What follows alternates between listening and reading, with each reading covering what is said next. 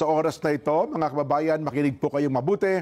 Muli nating makakasama ang tagapagsalita po ng Iglesia ni Cristo, ang kapatid na Edwil Sabala. Ka Edwil, magandang hapon po sa inyo. Magandang hapon po, kapatid na Jen, kapatid na Nelson.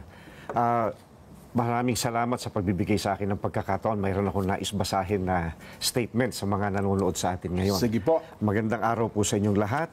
Ito po ang opisyal na pahayag ng Iglesia ni Cristo hinggil sa pagwawakas ng Rally for Transparency and a Better Democracy.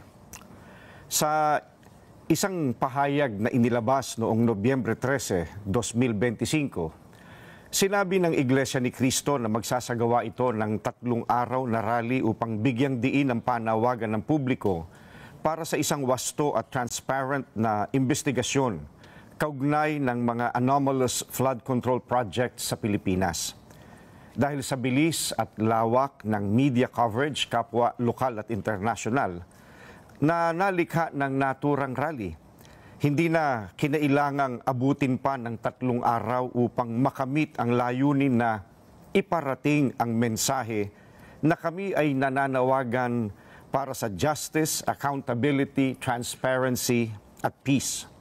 Nagpapasalamat kami sa aming mga kaibigan mula sa media, sa local man o international, na nag-cover ng event at nagpalaganap ng mensahe ng rally. Lubos din naming ipinapaabot ang aming taus-pusong pasasalamat sa lahat ng aming mga kapatid na dumalo sa Rally for Transparency and a Better Democracy sa Quirino Grandstand sa Maynila noong Linggo, Nobyembre 16, 2025. Sa ikalawang araw ng rally, Lunes, Nobyembre 17, mas marami pang mga kapatid mula sa iba't ibang probinsya ang dumating sa venue. Ito ay pagtugon sa panawagan ng pamamahala ng Iglesia upang iparinig ang aming tinig sa lumalakas na panawagan ng publiko para sa pamahalaan na agarang tugunan ang malawakang korupsyon na nakaaapekto na sa ekonomiya ng bansa at maging sa international standing nito. Ito rin ay kabilang sa mga pangunahing karapatan na ipinagkakaloob sa mga mamamayan ng bansa, ang karapatang magpahayag at ang karapatang mapayapang magtipon. Nagpapasalamat kami sa lahat ng nagsikap upang matiyak na ang rally ay manatiling peaceful, orderly, at disciplined. Kabilang na ang Philippine National Police, ang National Government at ang Manila City Government. Lubos po naming pinahahalagahan ang kanilang mga sakripisyo. Mula pa sa pasimula, aming binigyang diin na kami ay laban sa mga kilos na salungat sa konstitusyon. Nagsimula kami ng mapayapa at nagtapos kami ng mapayapa. Kaya sa ibabaw ng lahat ng ito, nagpapasalamat kami sa Panginoong Diyos at ibinabalik namin sa Kanya ang lahat ng kapurihan. Maraming salamat po. Kapatid na Edwil, mayroon lang po kaming ilang katanungan. Una po, may mga dumalo po sa rally ng Iglesia ni Cristo at ang iba ay nagsalita pa nga sa harapan. At kahit hindi sila kaanib sa Iglesia, ano po ba ang nililiwanag sa lahat ng gustong magsalita, Ka Edwil?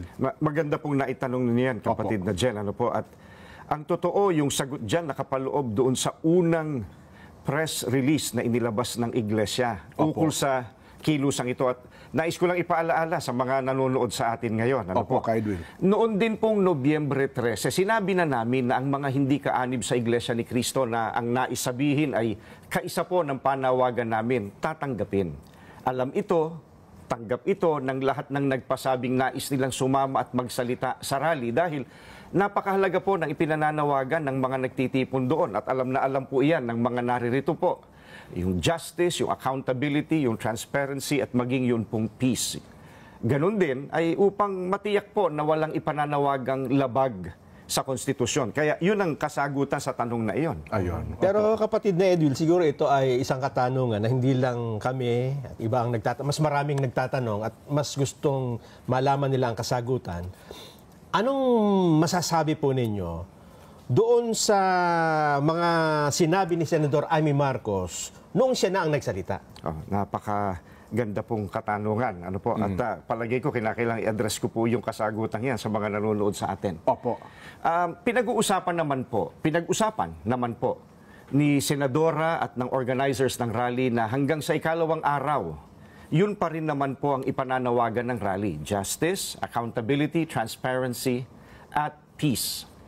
Labas sa pinag-usapan ang sinabi ni Senadora. Pero noong narinig natin ay pinabayaan natin dahil ang tema po ng kanyang sinasabi ay pakikipag-usap, pagpapayo ng isang nakatatandang kapatid sa kanyang nakababatang kapatid. At bakas po sa sinasabi niya na mahal niya ang kanyang kapatid. At hindi lamang po yun, mahal din po ni Senadora ang kanyang bayan. Ka Edwil, well, muli po, sa alang-alang sa lahat ng mga dumalo, doon po sa ating rally, ano po ang mensahe niyo sa kanila, Ka Edwil? Salamat po sa pagkakataon. Sa lahat po ng mga kapatid na dumalo, maraming salamat po sa inyong lahat.